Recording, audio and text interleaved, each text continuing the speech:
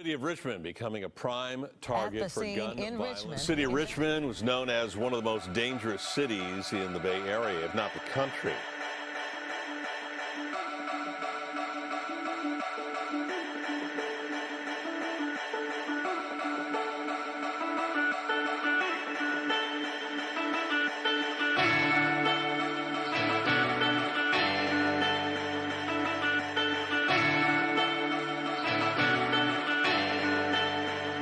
And this is the For Our Future Podcast. Let's keep Richmond moving forward.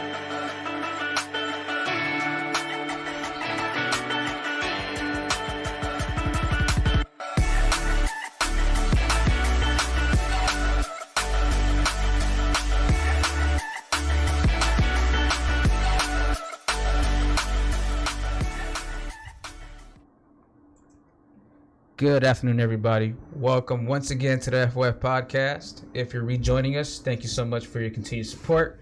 If you're new to the channel, please don't forget to like, share, and most importantly, subscribe to the channel. Now, tonight, we're talking about a very, very important topic, especially given the political climate and the racial climate. We're talking about knowing your rights. We have a very special guest tonight.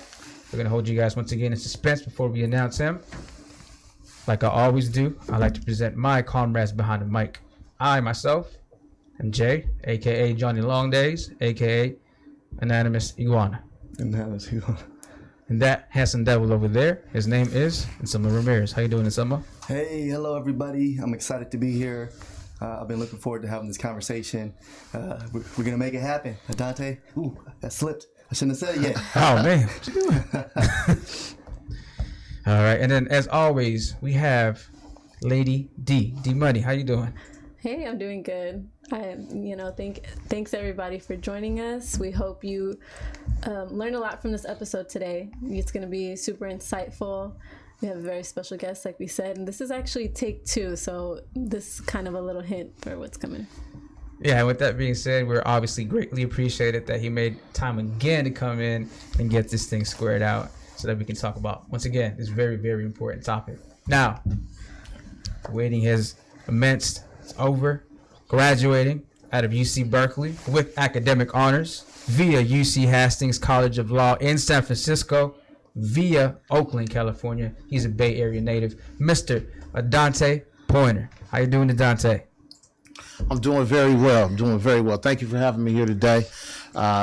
Just happy to be able to be on your platform and share some of this information. And, it's a good thing. It's a beautiful thing. It's definitely a beautiful thing. And once again, we appreciate you being here. Last time we couldn't get something figured out. It was just one little switch, but hey, we made the time. Adante made the time. This man's time is very greatly appreciated. I think I speak on behalf of all of us here. And Adante, why don't you break down and give people sort of your background and just tell us a little bit about yourself? Sure. I mean, the breakdown, the short story is, I got it out the mud. Born and raised in West Oakland, a couple of blocks from McClymonds. I wasn't by traditional standards and grades and all this. I wasn't a straight A student. I was barely making it and just barely getting by. Frankly, I was doing just enough to keep my mom off my case. So I was like, if I got a C+, I thought I was doing something, and so, but it wasn't until, frankly, I got into my senior year of high school. I got kicked out of O'Dowd, wound up going to Berkeley High for my senior year. And when I got there, I actually had some teachers who were people of color. And so it made education more cool to me, frankly. And so I started paying attention more, and I took the blind faith leap of applying to college, and I got in, to many people's surprise, including my own. And when I got to college, I started off at San Diego State, and I didn't come from a family with money or anything like that. And so what wound up happening was I wound up actually started reading the work. Okay, I actually started reading the books, and when I read the books, I actually got a scholarship that I applied for, and it was like $250. But imagine, from a kid from West Oakland, the idea of reading equating money or a way to take care of your family was something that was new for me, and so it got me excited, especially because I had a kid at the time. I started early, and so my daughter was born my first semester of college, and so from there my whole mind state in terms of thinking about how school could actually help me became more real and tangible. You know, when you're sitting there in those desks in, you know, junior high and high school, you're like, when am I ever going to use this stuff? You know, but it's not necessarily that information that you're learning at that point in time that's going to help you. It's the idea of actually focus, being disciplined, and completing projects that helped me at that time. So to kind of speed up the story, if you will, I wound up transferring back to UC Berkeley because I wanted to be a father to my daughter, a better father than necessarily what I had in terms of being more involved and just frankly being around. And so I wound up graduating UC Berkeley, and to my surprise, you know, when I got to Berkeley, I didn't think that I was smart enough to really be there, but I wound up graduating with a GPA in the top 10% of the school. Went on to UC Hastings College of the Law, and once again, you know, life intervened. I had sick parents. I was raising my daughter, and you know, didn't have no dough. I was like, you know, everything that they're doing on BART right now and trying to enforce fare evasion, they probably would have had my picture there at the BART station. At every stop. Every stop. Well, particularly West Oakland and San Francisco Civic Center. I think statute of limitations have passed, so I feel pretty good talking about it at this point. But yeah, so anyway, made my way through Hastings, barely made my way through Hastings. In fact, you know, I had a professor tell me he didn't feel comfortable recommending me to even sit for the bar exam. Wow. You know, he said he didn't think that I had essentially what it took, you know, to even just to take the test. And fast forward a few years afterwards and found myself practicing doing civil rights work, and just to think the school wanted me to come back and host alumni of the year events and, you know, donate money and, you know, take my image and picture and put it on in order to get other people to come there. The same, you know, law school that doubted me even being worthy enough to take the exam to be an attorney. And so since then, you know, I took on the fight of for the community, you know, the very community born and raised in, and, you know, it's been one heck of a ride. You know, I enjoy fighting on behalf of the community. I enjoy fighting on behalf of the little woman, the little guy against the big corporate folks, and you know, really just holding people accountable. You're not going to offend the community on my watch if I can help it.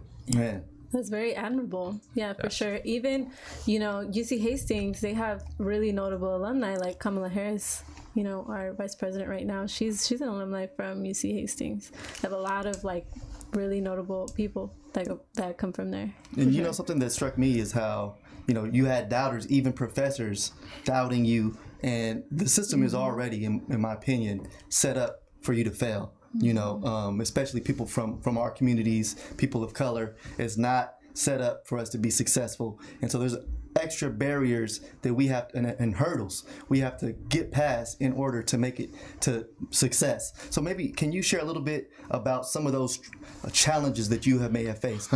I know you probably got a long list, maybe just a couple. Oh yeah, I mean, you know, you see the people put the money on their arms on Instagram to show all the money. That's the list of the challenges that I had to overcome.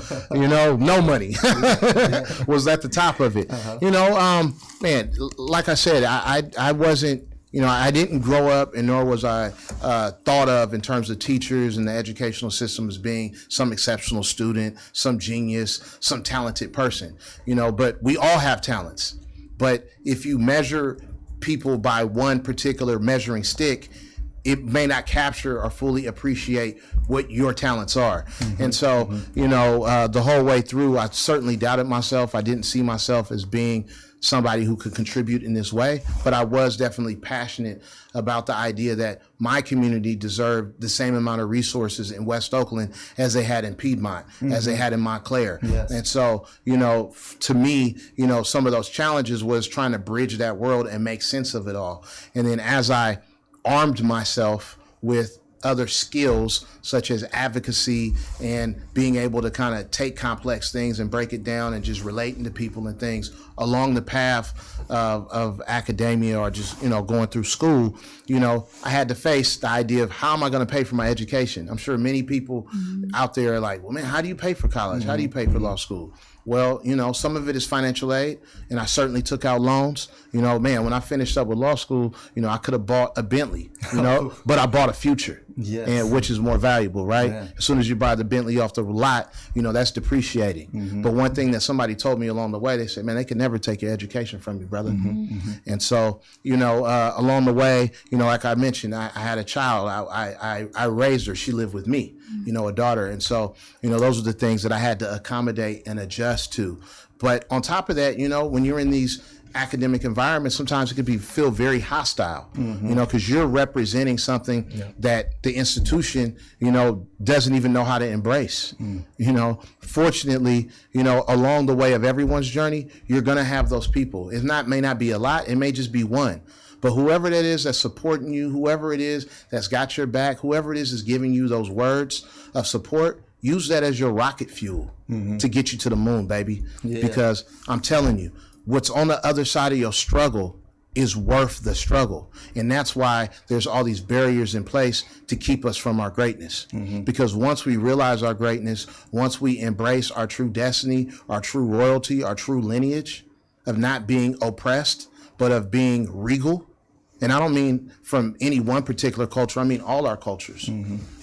Once we understand who we really are and where we come from, then you're going to be unwilling to be a second-class citizen, and just as importantly, you're going to free yourself from the shackles that they placed on our mind. Man, I'm fired up just listening to that. You hear that? Something that we relate to, I think is near to our heart moving forward, is all about leveling the playing field, And so one of the things we do is a scholarship program, and it may seem like a drop in the bucket to some, but for us, it's really important. And we feel like this is us organizing, raising money to be able to support young people that are reaching beyond and trying to fulfill their dreams. And it's really hard when you don't have that type of support system set up. You may not have people even in your own household that believe in you, but we want people that are viewing, our young people who follow us, to know that they have support with us. You know what I mean? So sometimes you just got to ask and put it out there, put it into the universe, and just put it out.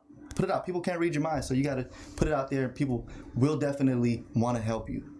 For sure. And definitely. I think finding that equity in your education is also something that we like to do. But a question that I want to ask Dante, you mentioned that you found in a sense your rock, and I'm only assuming that might have been your daughter. That sort of kept you motivated. But was there anybody academically that held you down and sort of a mentor in a sense that pushed you? Sure. There have been different people along the way. Once I got to college, frankly, well, I can even go back to first grade. I got in a lot of trouble, in school. I think I had probably 35 detentions in first grade. Just to put it out there. I got, like I mentioned before, suspensions, I got expelled, I got arrested as a juvenile several times. I was definitely in the mix. But I had those teachers who would be like, why are you doing this? Why your mother worked so hard. Why are you doing this? You're disrespecting her effort to give you more. Or when I got to college, especially at UC Berkeley, there was a professor, Bruce Kane. And, I was at Berkeley. I was trying to do my thing. It was tough managing all that I was coming from. And I remember he encouraged me to apply for a scholarship. And at that time, it was the largest scholarship for an undergraduate student at UC Berkeley. It was like 12 bands, $12,000. Wow. And to me, that was all the money in the world. That was probably more than what my mom was making in a year working her little jobs that she was putting together. And so he encouraged me to apply. I got it. And I used that money to fund my fellowship and the time that I spent working on Capitol Hill in Washington, D.C. So, there are people like that, or even in law school. There's a lady, Jan Jameson. She was over the Legal Educational Opportunity Program. She would see me in the hallway and just smile or bring me in when she saw me down and just say, hey, just come in here in my office and sit in here. Sometimes it's money, sometimes it's encouragement, sometimes it's just a smile, but you have to understand that there are going to be people along the way, and they come in all different shapes and forms. Those people whose names I mentioned, some of them were black, some of them were white, some of them were Latino. That part didn't matter. The part is that they saw something in me that sometimes I didn't even see in myself. And so that encouraged me to go forward.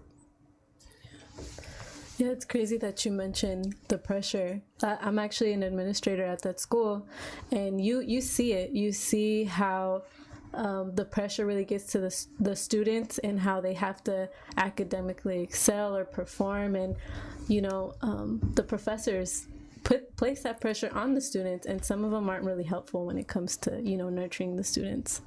So I can't even imagine what it's like, because that school is intense. I see it every day, all the time, from the counseling perspective, so I get what you're saying for sure. Yeah, I didn't even know. So you're up at Berkeley or Hastings?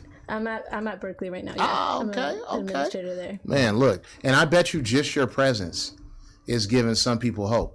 Like just going into those buildings with names that don't mean Sproul Hall. What does that mean to me? Who was that? Who was Bancroft? All the Hearst. These are billionaires that don't mean anything to us because we don't know those names. But if I see you in the hallway and you just give me a smile or make me feel welcome, that makes me feel like I'm supposed to be here or I'm worthy to be here. So I'm sure that's you just being there is doing a lot. Shout out. I think a prime example of that is that they don't even call it Bolt anymore. Right. Yeah. And I don't know if you all know about that, but Bolt was a racist, right? And so they got rid of that name. But do you think it's welcoming to students to come into a school named after a racist? I mean, come on. It's like, so that's just one example of it. But we could talk about this all day. I know we really wanted to dive into the subject of knowing your rights. And this is an important, very important subject. Obviously, it's been in the news a lot lately, but it's not anything new, and things have been going on in the community, in our communities, for years. And they have groups even like the Richmond Cowboys, which was what they called the police department back in the days here in Richmond when they were really wilding out. So we wanted to ask some questions about the do's and don'ts of interacting with the police department or law enforcement, because it could be sometimes a matter of life or death. And so we wanted to give some young people, viewers, advice, professional advice on what could they do or should they do in these types of situations. So, Jay, do you have a couple questions? Yeah. I'll give you an example, and then I guess I'll ask a question. So, I mean, I've been racially profiled myself twice, actually. One, I was very young, and the other, I was actually still very young. But I was pulled over the first time. Got pulled out of my car. I didn't get pulled out of my car. Let me just be completely accurate. I got asked to step out of my vehicle.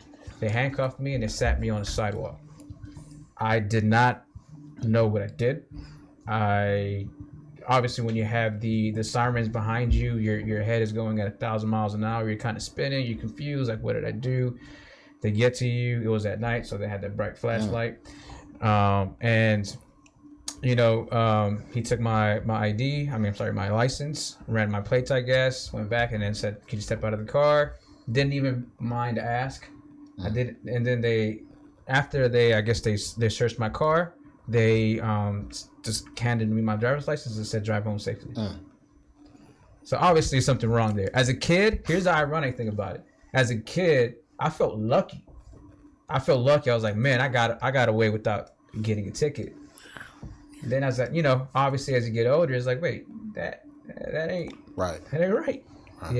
So in that situation, what is it that somebody can say or not do or not say? Sure.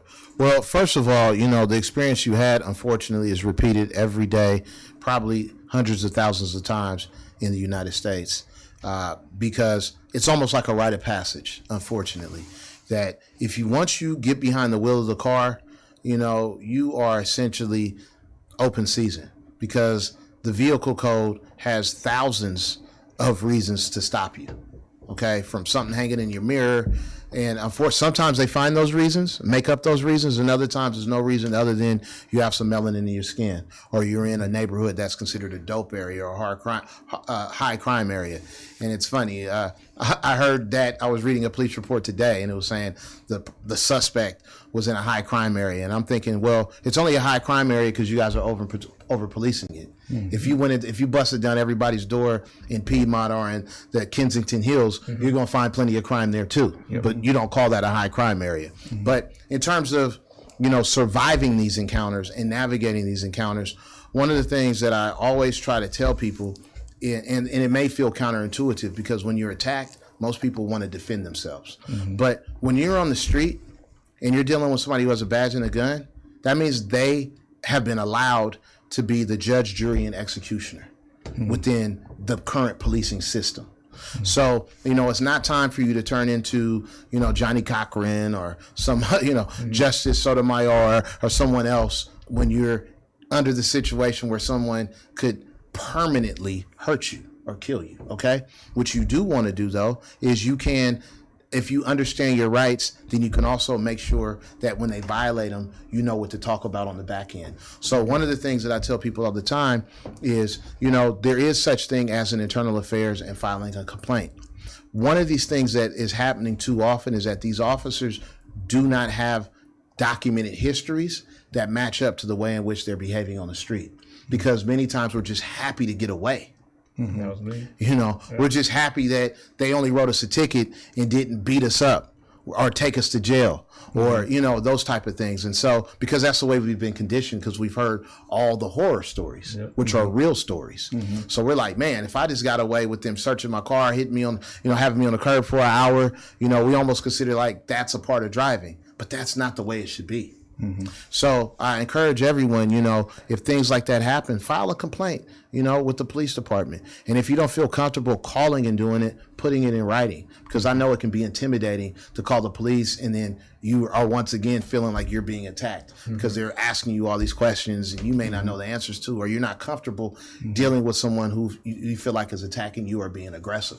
But that complaint is important. The other thing is, and I'll try to make this, as quick as I can, but I'm hoping your viewers will understand, you would never go and take everything you own and all the people you love and put them on the line in a basketball game against Steph Curry. Why? Because he's going to win, right? He plays basketball every day. You might play it at lunch or you played it when you were in high school. You don't play it anymore. You might play it on the weekends, right? And it's the same thing with a police officer. A police officer trains every day to do these things. This is not the time to try to match your wits or smarts with someone when you don't do this every day. What it is time to do is understand your rights. So if they ask you, can they do something? Typically, it means that you have the opportunity to say yes or no. Because when you're dealing with police officers, when they order you to do something, it's because they know they have the right to force you to do something. So if it's, get out the car right now, that is not the time to be like, I'm not getting out the car. Because whatever reason in their mind, they've formed the opinion that they have probable cause, reasonable suspicion to pull you out the car. And so if you resist that, and resist is a very loose term, although it sounds strong when we say it, resisting sounds like fighting, right? When we say it. But in a legal situation, resistance could just be moving too slow. It could just mean you saying, hey, well, what did I do, officer? And that's not wrong to ask that question. You're entitled to ask that question. But when you're being demanded to get out the car or being demanded to move somewhere and you don't, then that allows them to then use force. And if you then, which is a natural reaction to me, because I think most of us are brought up to where somebody puts their hands on you, you're like, hey, man, don't touch me, or you want to slap their hands away. But then that allows them to go to the next level of force.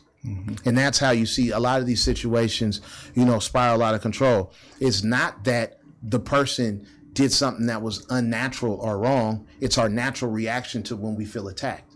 But the way the law is written, it opens the door for the police to then use force against you. So, to just summarize it, keep a cool head. Try not to be the person that escalates the situation.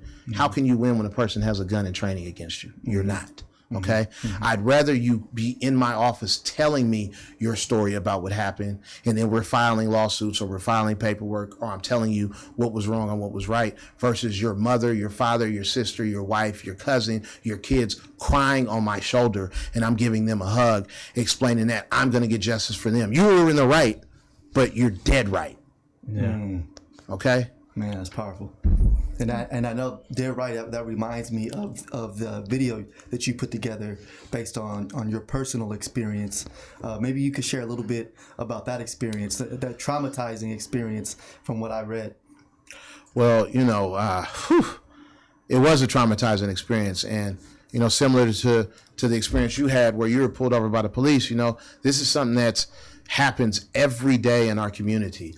I was essentially driving down the street 7 o'clock or so the day after Christmas here in the Bay Area in the city of San Leandro. Okay, I was just going to the grocery store. I was tired of eating leftovers.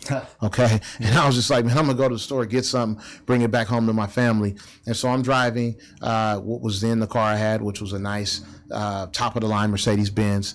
And so I'm just driving down the street, kind of not on my cell phone, not even really listening to music.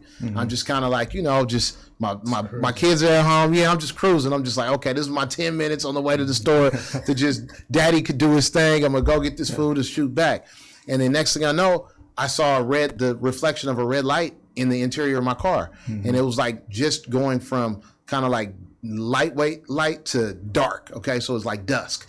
And so I'm like, oh man, because once again, because of my experience, and I think most of the people can appreciate this, we kind of scan the street for police. Like, they're not going to just get up on me quickly and I didn't see them coming, Whether, and I'm not doing anything, these are survival skills. Right. It's like, if you watch, the antelope going in the Serengeti, in Africa or something. I mean, it just kind of knows where the lion is at, And so same thing. So when it surprised me that the officer was right on my bumper.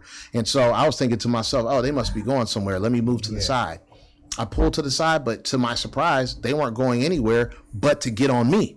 And so I pulled to the side, and next thing I know, I hear officers getting out, get out the car right now, get out the car right now, and with some cuss words in there. And so I'm like, is this for me? What did I do? And instantly, that's the trigger, right? You're thinking to myself, what did I do to deserve this? Knowing I hadn't done anything. And so they had the guns drawn on me, about 4 or 5 police officers, and they're yelling at me conflicting orders. One is telling me, get out the car right now. And I could tell by the way he was saying it, he was ready to shoot me right there in that moment. But at the same time, I had 2 officers on the driver's side, on the passenger side of my car, telling me to put my hands up and not move. Now, we've all seen these videos. You and I know, and anyone who's fair-minded knows that all it takes is one hand going down, and they say you were reaching for something. The car moves, the tire moves an inch, and they say you're trying to run somebody down, or we don't know what he was doing. And so, I'm paralyzed with fear because I'm looking down the barrel of all these guns. But when you hear the intensity in their voice, I'm thinking to myself, are you guys scared, or you guys just want to shoot me? I don't know, but I just know I want to survive. And so I had to negotiate my way out of the car. I had to de-escalate the situation by talking to the officers and explaining to them what I was going to do, because the car was still in drive. It happened so quick, I didn't even have time to put it in park. It happened so quick, it wasn't like my car was, the door was unlocked or any of that. So I negotiated my way out the car. They made me crawl on the ground. They put the knees in the back and all kind of stuff. And mind you, this was right on International Boulevard in San Leandro, but it was the Oakland police. So I'm sitting here like, why does Oakland police on me? And mind you, this is a police department I have sued a number of times.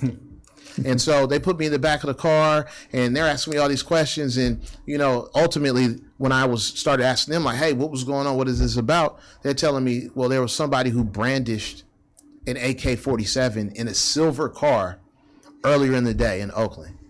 And I'm sitting there like, that's all you got?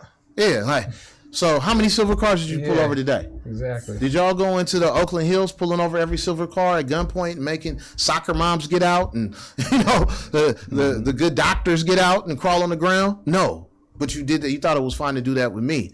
And then, once they finally let me go, they searched my car and all this kind of stuff. And, I didn't consent to it. They went and did it on their own. And so I knew they had violated my rights right then and there, period, because I never consented for them to go search my trunk. And so, but I didn't say anything. And that goes back to what I was saying before. You don't want to alert them to do their job better, okay? When you start talking about, I'm going to sue you and all this kind of stuff, what does it do? It makes them like, oh, let me make sure I document everything. Let me stash this, and this is what we found, So instead, I just played it cool, and it was hard because I was outraged. I was mad. I wanted to cuss. I wanted to fight. Yeah. But I knew I wasn't in the position to do any of that. I knew that once I freed myself from the situation, I could double back, or as a youngster say, spin the block and get even in a courtroom where there's some rules, where I can ask the questions. you know, as opposed to them asking me the questions. And so, you know, they took it from it supposedly being somebody who showed an AK-47 to then talking about somebody had done a drive-by with an AK-47 in a silver car. I filed that complaint I was telling you guys about, and then, you know, several months later, they ruled that the officers had violated my rights, and hopefully those officers got disciplined. Unfortunately, they're probably still out here on patrol, but I bet you they think twice about pulling over a Adante Pointer. Or a silver car. Or a silver car. And I can only imagine how often that happens, you know, every single day. And the people who don't have the type of knowledge or background to understand what to do and how to act in those situations and how to come out on top of those situations, one, alive, and two, taking the steps necessary to make sure that doesn't happen again. So, man, I think that's a powerful story that you shared. And if you want to check out the video, there's a video of it on Adante's website. Adante, what's the website? Oh, yeah, sure. You could check it out on my law firm's website. It's www.lawyersftp.com. Lawyers, F is in Frank, T is in Tom, P is in Paul, or Lawyers for the People. Now, there's a rumor out there that the FTP stands for something else. You know, you can figure that out, but it's Lawyers for the People. Is that in Spanish? Okay. Is the abbreviation supposed to be in Spanish? On your website, I noticed that there was a lot of high-profile cases on there. You've done a lot of work in the community. So what would you say is one of kind of your landmark cases that you're really proud of and something that you kind of want to highlight and tell the audience? Yeah, sure. You know, it's a tricky thing to really identify any one particular case, not because they all don't have a special place in my heart, but because for each one of those cases, those were really people. And those were families and communities that were devastated by what the police did to somebody for no good reason. But, you know, one of the ones that I'm most probably well known for, or I should say the case is most well known, is the Oscar Grant case, which was later turned into Fruitvale Station. You know, that case was something that I remember waking up New Year's Day and seeing it on the news, and I was like, couldn't believe my eyes, because mind you, now we're so used to seeing videos, viral videos. Back in that day with the Oscar Grant, like that was when cell phones first were getting videos. Yes, I was just thinking. So, to actually see it, was the first time that I feel like the world could really see what was happening in the way in which police were treating Black and brown people. And so I remember seeing that case, and I lived with that case for several years, fighting that case, only to then, get some measure of justice for this family. But we also had the criminal case going at the same time. And that was the first time in 101 years an officer had been charged with murder for killing someone in the state of California. Wow. And, every year, officers kill a whole bunch of people. So, that's crazy that was the first time that happened. And, the officer got a slap on the wrist. The case or the situation went on to become a movie.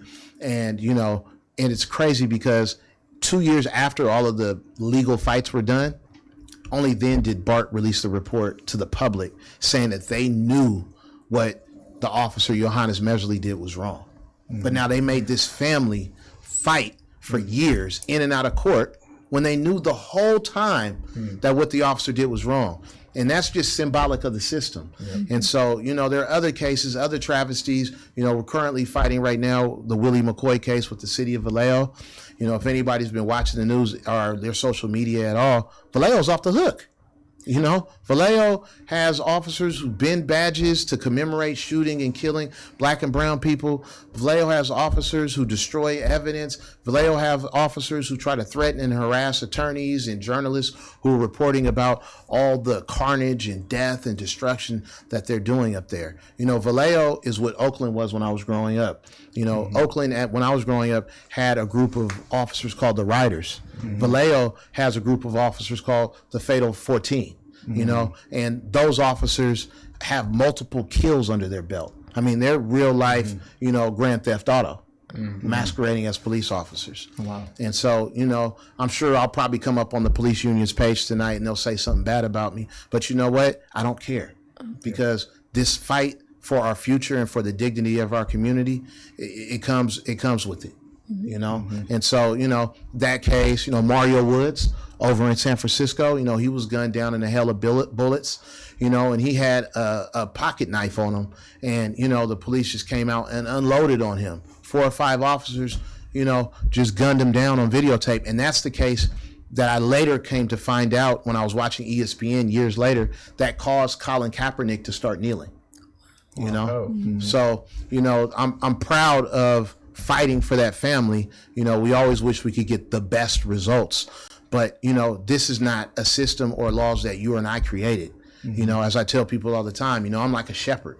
My job is to try to get as many people in my flock, as many of my sheep to safety and not let the big bad wolf get you, you know, so within the framework and the laws that they created to protect and allow police to continue to offend us. So, you know, it's just a couple of the cases that I've been involved in, but I'm proud of all the cases. And, you know, each one of those cases represent a fight that I was happy to be involved in, but more importantly, a family that was harmed. So Dante, now you've been doing this for a while now. You've been doing this for a very long time, starting, I'm not sure if you started there, but you were at the law offices of John Burris for 16 years alone. Absolutely. Right. And so you trying to call me OG? I get it. Call you or triple OG. What you saying? I'm trying to call you. You know what you're talking about. I'm seasoned. You're seasoned veteran out here, right? So, given all those years, I know you've done tons of stuff. But what are some of the cases, or maybe pick out one outrageous case that was just like, you gotta be kidding me. Whew. You know, one that comes to mind for whatever reason, just as you say, that was a case, City of Vallejo, where an officer pulled over a couple who were coming home after being out to dinner, and they claimed the man was driving, the boyfriend was driving, the fiance was driving. So the police pull him over and say, hey, you're DUI. So they go to arrest him and they put him in the back of the car, and they're about to tow the car. And, you know, the young lady is crying. She's like, how am I going to get home? This is at night. How am I going to get home? And the officer's like, well, you know, we got to tow the car, but what we'll do, we'll give you a ride home, you know? So he goes to give her a ride home. And when they get to the apartment that she shared with her fiance, mind you, the fiance has been taken to jail, they don't have the key. So he's like, oh, you know what? I'll go, you know, we'll go to the jail and go get the key. Now, mind you, on all the rides there, this lady's intoxicated. The officer's talking to her very sexually suggestive. And he takes her to the jail to get the key, then takes her back to the boyfriend in her apartment, and then, as opposed to him, you know, it's like some good Samaritan taking her on a ride and then letting her go, he invites himself into the apartment, exposes himself, does some whole kind of crazy lewd stuff, all while he's on duty. Wow. So, you know, this is like the ultimate predator, right? Like, you pulled over somebody, put the DUI on the boyfriend, separated her from the boyfriend, in the course of that disparaged or talked bad about the boyfriend, encouraged her to leave him, take her to the jail, get the key for her so that you can then have access to her and in their house. Damn. Wow. And, you know, that officer didn't get fired. No. And so, you know, he's probably still on patrol, whether it's in the city of Vallejo or somewhere else. You know, it's like these officers, man, they're like the Catholic priest scandal. You know, it's like they get allowed to transfer from department to department and harm and offend and abuse and disrespect the community, and you don't even know. You know, and this is the officer that's pulling you over, talking to you about a traffic ticket, and you don't know that officer was somewhere else and killed somebody in cold blood. You know, like, there's no reason that these type of bad actors should be allowed to patrol the community in our name. Man, that is absolutely insane, man. That reminds is me, too. absolutely Yeah. crazy. Of the I was reading on your website too, you also worked with in the Celeste squad case, right? Wow. That's insane. Can you explain that to the viewers to see how like deep it goes? Yeah, that's homegrown, you know, right here in Richmond. You know, these are police officers here in Richmond, here in Oakland, essentially the Bay Area, who were preying upon predatory style, pimp style, child trafficking style, on a young lady whom, in my opinion, they had been grooming since student in high school. Okay? And so they essentially preyed upon her and trafficked her around officers, passed her around. And, you know, they would do this on duty, off duty. And, you know, it was to the point where, you know, this young lady, you know, she already had issues in her own life, and they just capitalized and took advantage of it.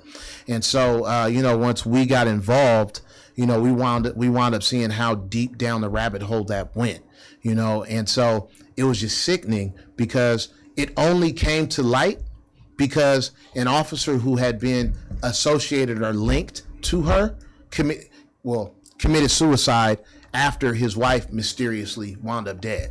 Now, you could draw your own conclusions around that, but his wife wound up dead, and then he committed suicide and wrote a note, left a suicide note saying that, hey, I didn't have nothing to do with Celeste Guap, but other people did. And so, you know, when that note came to the light, you know, essentially to me, a dying declaration, you know, was brought to the light. You know, we looked into it, and, you know, she reached out to me and, you know, other attorneys, and then we all, you know, came to her defense. But, you know, that's the sickening depravity of some of these officers' mind state. You know, the officers who would gladly throw anyone that we know in jail for something much less serious are themselves going around masquerading as police when they're really just wolves preying upon the sheep in our community. And that one was actually Richmond and Oakland, so it really close to home. Super crazy and unfortunate that that's how things have been going down. To switch subjects a little bit, I really wanted to get more tips from you on what people can do as far as asserting their rights, knowing their rights. We talked a little bit about what to do in a police situation where they are having to interact with law enforcement, but I know, like in movies, they portray things as a certain way, and sometimes it's not completely accurate. So people sometimes think, oh, they didn't read me my Miranda rights or something like that, and they get to, you know, the case has to get thrown out. The judge has to throw it out. So can we talk a little bit about maybe some tips, maybe a little about Miranda rights, so the viewers at home can know Sure. For a little bit more? Absolutely. So one of the things when I go out and I talk to students or groups, community groups, and I'm doing like know your rights type thing, you know, is I start with the basic fundamental thing that most of us know but really don't think about. And that is the saying that we've all heard on, if you've ever watched First 48, you've ever watched any police show, you've seen them say it and you should know it by heart. And that is, you have the right to remain silent. Anything you say can and will be used against you in a court of law. You have the right to an attorney. If you cannot afford one will be provided for you. That phrase is like, you know, it's embedded in our mind, but B, when you really listen to what they're telling you, you have the right to remain silent. Okay? So that means you don't have to say anything to incriminate yourself. You don't have to explain where you were going, where you were coming from, who you were with, why you're in this area. Why do you have this on? Is that your hat? Do you stay there? Were you here earlier today? You have the right to remain silent, because the next phrase is important. Anything you say can and will be used against you in a court of law. So they're saying, as soon as you start talking to me, I'm not taking this information to help you. It's going to be used against you in a court of law. Now, for whatever reason, and I understand sometimes it's out of anxiety, sometimes it's out of fear, sometimes it's out of, man, I know I didn't do nothing, or I could finesse my way out of this. Once again, it's like the analogy I gave you with Steph Curry. You would never go play one-on-one against Steph Curry on the basketball court and expect to beat him, realistically, right? Because he does this every day. You're casual. So why do you think that you're going to finesse the police officer with a cap of some sort or talk your way out of something when in their mind, if they're asking you these questions and they've read that statement to you, Miranda rights, they already in their mind think they have enough evidence to at least arrest you for committing a crime. So the next phrase after that, which is, if you can't afford an attorney, one will be provided to you, is important, because that's how you shut down all the questioning. If you say, hey, I don't want to say anything, I want an attorney, then legally they cannot continue to ask you questions. So, it's a very important you understand that, right? Because I can't tell you, when I did a lot of criminal defense, everything from DUIs up to murder cases throughout the Bay Area, and how many good brothers and sisters found themselves fighting cases that they themselves essentially put together for the police, because they were doing a whole bunch of talking, thinking that they were talking their way out of something when they were just really talking their way into jail. So, when you find yourself, and the other thing that I think, like you said, looking at movies where I see a lot of people find themselves in trouble is the police are like, what's your name, or give me your ID. Now, there are some parameters around when they can ask that, and when you have to provide it. But let me tell you, the exceptions to when you have to provide it are small. The rule, essentially, the general rule is that you have to identify yourself. And if you don't, then they have the right to take you down to the police station to do it. And so, I get it. They're irritating. It's irritating you. You feel like you didn't do anything. You're in the car, but you're not the driver, and they're asking you for your name and stuff. You still have to provide that information. They pull the car over. You think this ain't got nothing to do with me. I'm going to walk away, or I'm just going to leave. This is taking too long. You cannot do that. When they seize the car, everyone in the car is seized. Many young people don't know that. And so they're mad because they're like, hey, I wasn't driving. Why do you want my information? Why do you want my driver's license? I wasn't the driver. That's not what the law says. Okay. The law provides for the officer, if they have the legal basis to detain the car or to seize the car, then you're in it for the ride. And so, once again, it's in those situations where I see is particularly young people or anyone who don't want to sit there, who don't want to cooperate at that point in time. They get upset, and then it's escalating the situation. They want to leave, or they don't want the officer to touch them. And now it went from we're talking about something to now they're putting hands on you.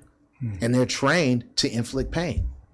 So, you wind up with yourself getting a black eye, broken arm, broken hand, or whatever else, tased, shot, knee on your neck, George Floyd style. Man, I don't want to see that. But I also know, having done this work, as you said, for, 16 years, that you could be as calm as you want to be and be doing everything right and still wind up a victim of police abuse. So, it's important that everybody, just try to keep a level head as you possibly can, get out of the situation, take the ticket, fight it in court where there are rules. When you're on the side of the road, there's no judge there to say who is wrong or right. It's like playing a sports game and there's no referee or umpire to call a ball a strike or a foul. The person who's gonna win is gonna be the one who has the ability to beat you up, who has the power. And who's that? The person with the badge and the gun. Or Steph Curry. So the right to remain silent, that reminds me, I think it's the Fifth Agreement episode of Chappelle's show. It's like 1, 2, 3, 4, fifth. So yeah, for me, absolutely. That always reminded me, like, 1, 2, 3, 4, fifth. It's funny. Once you started hearing the Miranda rights, I was like, man, what else do I know off the top of my head that's burned into my brain? And it's the Shane Code Company. The Shane Code Company. Cooper Cemetery, Walnut Creek. Good to have a friend in the business. We got a friend in the business called Adante Pointer. Something else that I've seen, like a new phenomenon that's been happening, people have been doing, civilians have been doing, they call it like a civilian police audit. I don't know if you've seen these type of videos, but it's like a regular average civilian goes out into the community, and sometimes they even put themselves in situations where they try and make themselves look like they were doing something maybe potentially illegal, even though if they're not, to try and draw the police to want to talk to them. And then they just usually try to assert their rights and then see where it goes and see if the police are overly aggressive and stuff. Have you seen any of these videos? Does that happen? Like, I mean, that sounds absolutely batshit crazy to me. Being a freshman, you know what I mean? Like, that's the last thing you want. Yeah. So where is this happening? Yeah. YouTube. Utah? YouTube. Okay. Yeah, YouTube. I definitely don't endorse that approach. Yeah. Why are you going to invite potential death, harm, or destruction and arrest and everything on you, just to show that you're smarter than somebody? That's the ultimate ego flex, which can wind up going bad. So I definitely don't endorse that. However, if we're talking about police audits or citizen patrol or, citizens holding police accountable, if you see somebody dealing with the police and it looks like it's going to go sideways or it's escalating, stay a safe distance back and film it, and when you're filming, keep your commentary to yourself. Okay, man, that's film or whatever else, man, listen. Because when that film, if something should go sideways and it comes into court, you know, what you're saying is going to influence what people think they're seeing. And so, you know, you don't need to narrate it, just film. And make sure you film what the officer is doing, and if you can, with the person who the officer is dealing with. Because, you know, I always see these videos, and I get it. You know, it's an exciting situation. You're trying to hold it. You're nervous too. But it's like, I can't tell you how many people come to me with a case, and then right when I needed to see what was happening, the camera moves, or it comes off the person, or they're showing themselves and doing a selfie. I'm like, man, I don't want to see you. I want to see the action as to what was going on, you know? So, you know, man, film and the ability to record stuff on the cell phone is so important. And if it's you that's interacting with the police, you know, just turn your phone on the recorder, or, you know, call your voicemail or call a friend and allow that to record what's taking place. Even if you can't film it and get it on camera, just the audio recording. You know, and just for your own basis, just narrate what's going on. Officer, you want me to get out the car? Okay, I'm putting my hands up right now. You know, because the phone can pick up what you're saying, even if it can't pick up, you know, video record what you're doing. Having a record of what you supposedly did and what was said goes a long way. Because, man, I can't tell you how many police reports are not accurate. You know, officers are trained to use the same excuses, the same justifications over and over again. So dialing it back a little bit, let's say someone is in a bad situation, right? They're in front of a police officer. What are their options from there? Like, who should they call? Where can they go? I know there is an option for a public defender, right? But then you've just been told you can get like your own lawyer. Can they go and research it, or like what would you recommend, I guess, if a person's there in that point in time? Yeah, sure.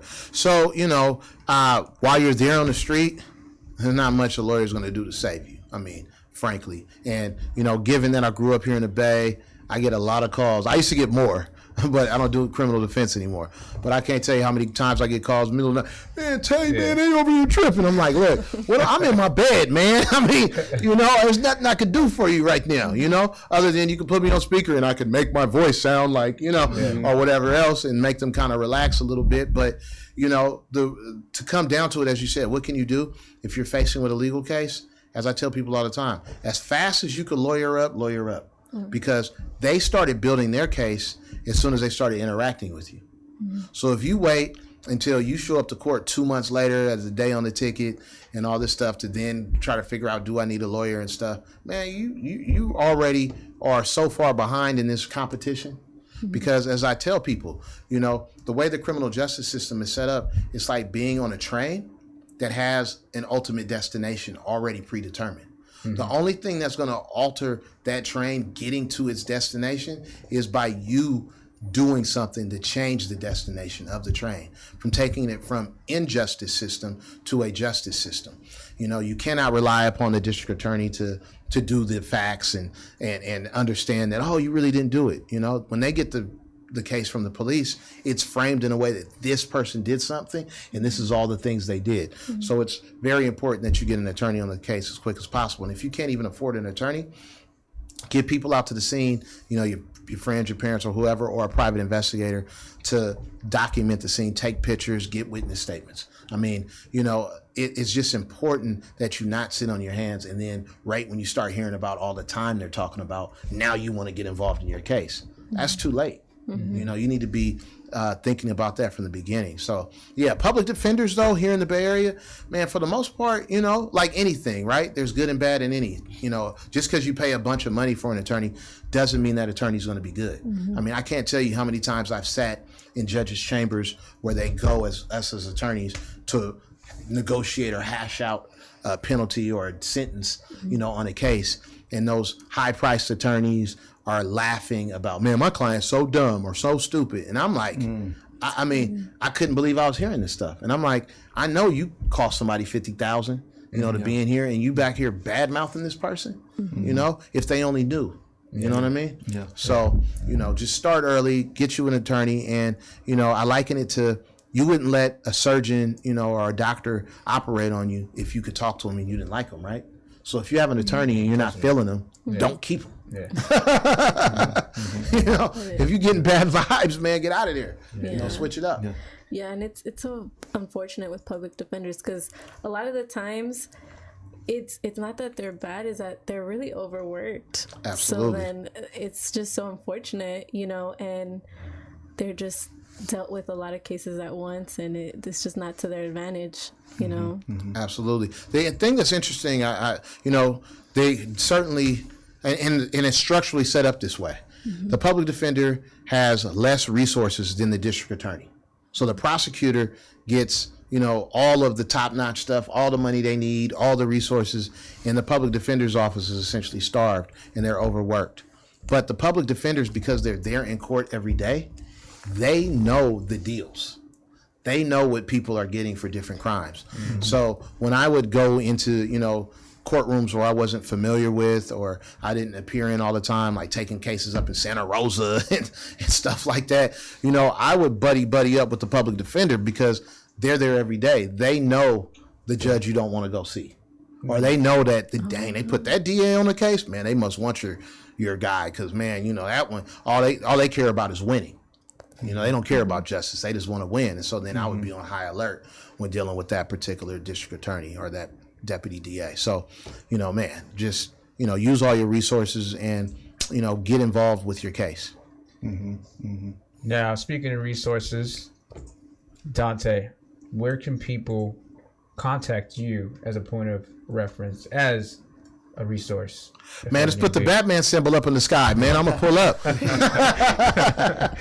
right. You heard it here first, people. You heard it here first. It's Bruce Wayne right now.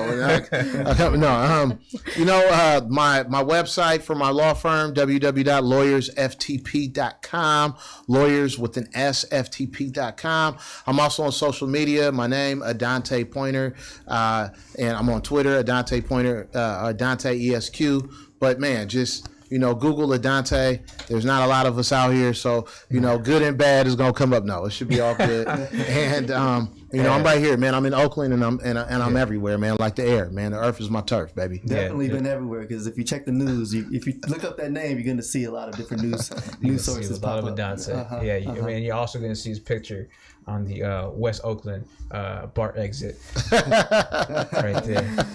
Right, probably with a bounty on it, man. But, you know, you spoke about, you know, a predetermined train. This train is coming to its end.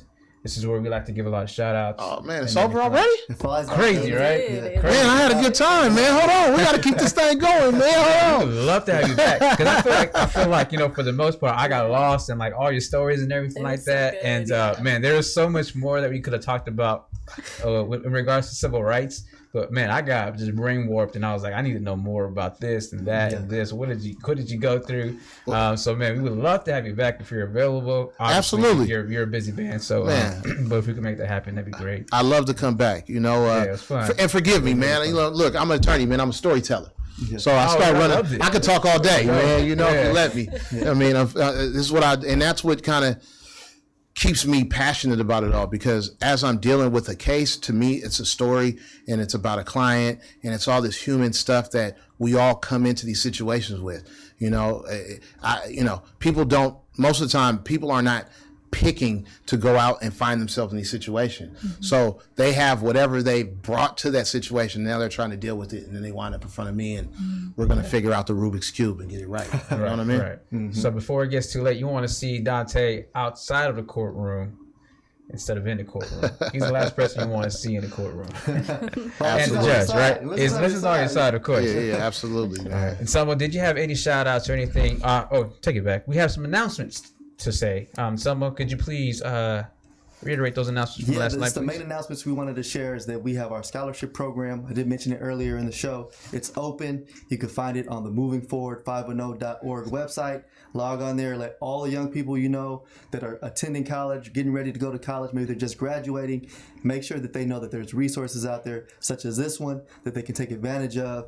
All they got to do is apply. There are some requirements, but it's accessible. So please don't think it's not for you, because it is, and you could have an opportunity on your hands. So take advantage of it. If you have questions about how to apply, contact us. Let us know. You can check us out on social media, Moving Forward 510. Let us know that you need some help with it. And we also are going to have a show where we actually go more into detail about how to apply. So tune in and stay tuned for that. Yeah, that's dope, man. That's dope. Yeah, so we definitely try to do the best that we can, so I we see. can get people like you to come back to the community and give the way that you're giving. You know, it's definitely admirable that I even said it on Instagram. This man is through and through Bay Area. He's loyal to his soil, and he's out there grinding it day in, day out, looking out for people like us. You know, I feel more than fortunate to definitely have somebody like you that I personally know that's actually out there in the trenches. I appreciate that, man. But I mean, look at the work you guys are doing here. This is one heck of a platform. You guys are giving out information. You guys are encouraging people, promoting positivity, and putting people up on the real game so that they can improve and level up their life. That scholarship, that's the type of opportunity that once upon a time an Adante Pointer who wasn't in a suit, who didn't even own a suit, didn't own a tie, didn't know how to tie a tie. I didn't learn how to tie a tie until I was an adult. Yeah. You know what I mean? So, that's the type of opportunities that, give people a chance. So, man, that's big. Right on. And on top of that, I'm going to contribute to that scholarship. Wow. Yeah, for real. Straight up. Let me know. Man. I'm going to kick in, man. Let's do That's it. huge. That, yeah. And please note that this year the scholarship, we changed the requirements a little bit. So it's a 2.5. You're not eligible to apply for the scholarship, and it's open to people not only going to 4 years, but 2-year vocationals. That's what's up. So we're opening that. Thank you so much, Adante. That's like on the spot. We didn't even know that. Yeah, no, for real. Real life reaction right now. Yeah, no, that's what's up, man. I mean, Definitely grateful. we don't kick it in. Yeah. So on that note, I want to give a shout out to Adante Pointer. Huge shout out. Man, they putting it on thick, man. They like that check better have some. Man, They're like, man, cut that check before you leave, man. it's great to have you here. And I do really want to give a shout out to the viewers, the ones that always give their continued support. Once again, if you're new to the channel, please like and subscribe. We want to build a fan base and get monetized so we can get to a point where we're making a little bit of money to add on to that scholarship program that we're talking about. So that's our main goal here in the FOF podcast. Adante, did you want to hit any other shout outs? Man, I want to shout out my law partner, Patrick Buelna. The law firm technical name is Pointer and Buelna, but we prefer to go by Lawyers for the People. But that's my partner. He's in the trenches with me. He gets it in, and we make magic happen. So I definitely want to give him a shout out, and everybody out there that's just caught up in the everyday struggle. I know what it is, man, to get it out the mud, and I just want to encourage you, man.